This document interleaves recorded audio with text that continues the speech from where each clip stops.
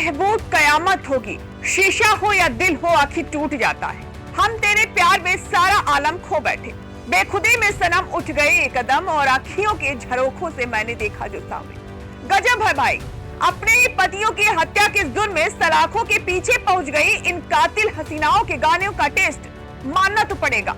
Meerut jail में इस समय पति को मारकर नीले ड्रम में भरने वाली मुस्कान, उसका प्रेमी साहिल, पति को सांप से डसवाने वाली रविता और उसके प्रेमी अमरदीप के अलावा गुरप्रीत, तुषार, दामिनी, कविता, अंजलि भी बंद है। ये वो नाम है जिन्होंने एक्स्ट्रा मैरिटल अफेयर में अपने पतियों की बॉयफ्रेंड की मदद से हत्या कराई। आजकल अगर आप देखें मेरठ की चौधरी चरण सिंह जिला कारागार का जो माहौल है बेहद ही अलग तरह का है। यहाँ बड़े बड़े स्पीकर लगाए गए हैं।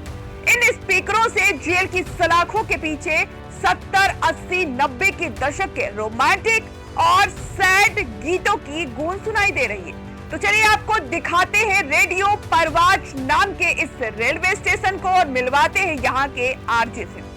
नमस्कार दोस्तों, मैं आपका अपना देसी आरजे मोहित। तो जिला कारागार मेरठ में रेडियो प्रवास पर आपका स्वागत है। तो आज की पसंद 11 नंबर बैरिक से अनमोल भाई की फरमाइश पर आपके बीच जियाद मुस्ते।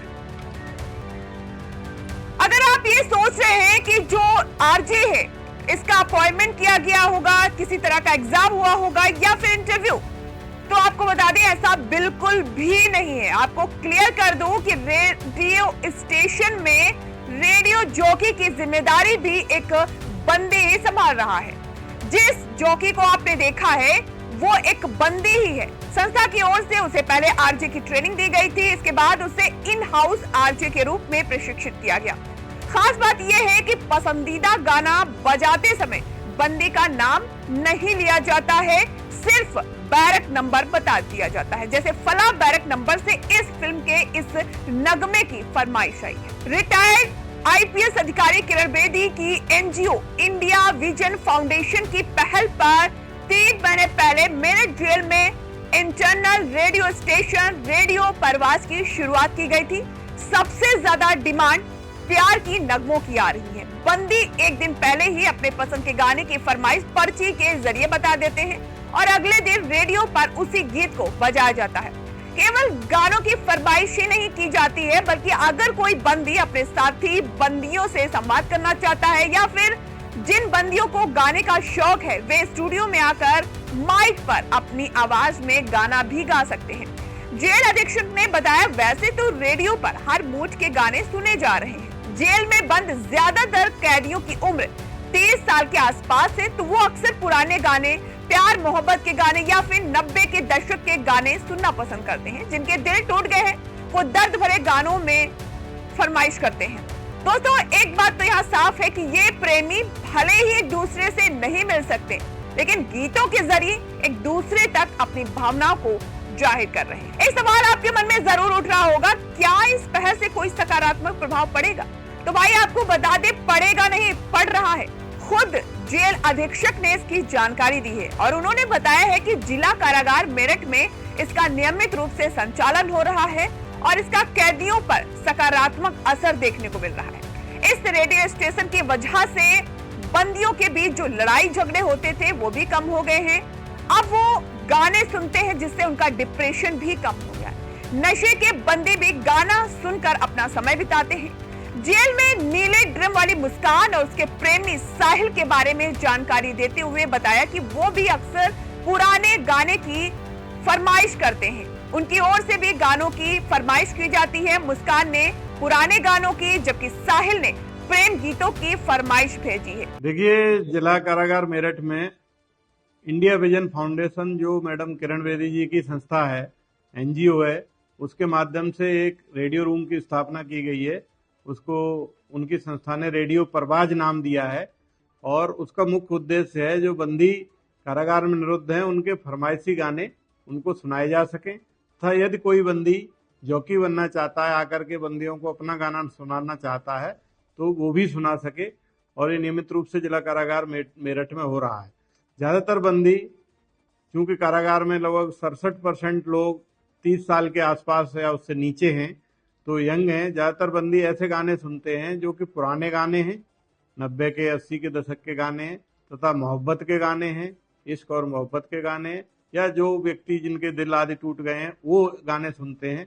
जैसे जाने कहाँ गए वो दिन कहते थे तेरी नजरों में राहों को बिछाएंगे हम, इस तरह के गानों की डिमांड ज़्यादा है।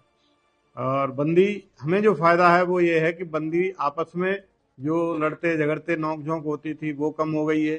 कारागार में जो बंदियों में डिप्रेशन रहता था वो कम हो गया है, तथा नशा के जो बंदी आते हैं नशा मुक्ति केंद्र में जब उनको भर्ती किया जाता है तो वो विचलित होते हैं, परेशान होते हैं, तो वो गाना सुनकर अपना समय व्यतीत करते हैं और बहलाते हैं। लड़ाई झगड़े, फ्रस्ट्रेशन, डिप्रेशन, ऐसी चीज़ें काफ़ी कम हो गई हैं इस रेडियो प्रवास से।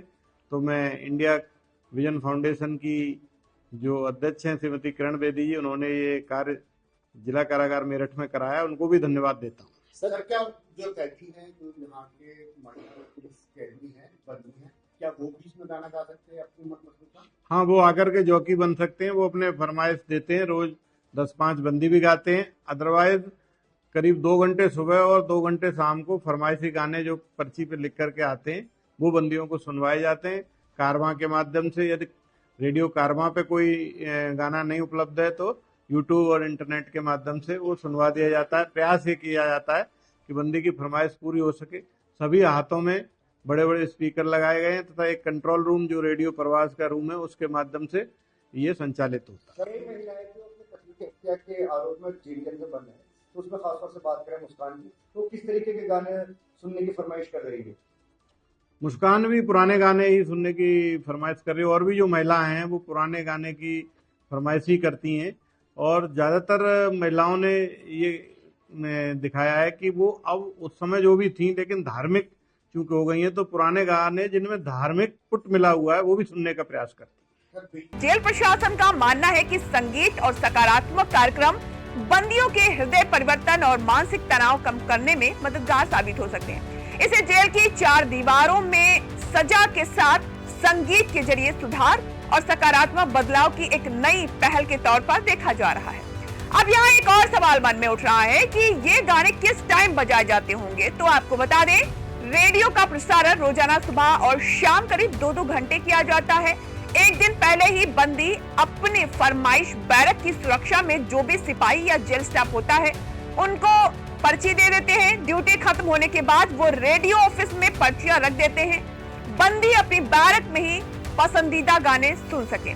इसके लिए जेल की हर बैरक में स्पीकर भी लगाए गए हैं। जेल में शुरू हुआ ये रेडियो स्टेशन काफी मॉडर्न है। यहाँ कंप्यूटर, मिक्सर, सारेगामा कारवां से लेकर हाईटेक स्पीकर भी हैं।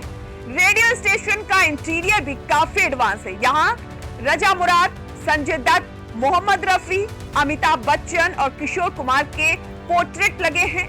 जेल में महिलाओं की 2 बैरक हैं, एक में 30 और दूसरी में 31 महिला बंदी हैं। वहीं पुरुष बंदियों की अगर बात करें तो इनकी संख्या 1000 के करीब है। एक बैरक में 30 बंदी रहती है। रेडियो स्टेशन बनने के बाद इसे मेरठ रेंज की पहली जेल बताया गया है जहां इस तरह का रेडियो स्टेशन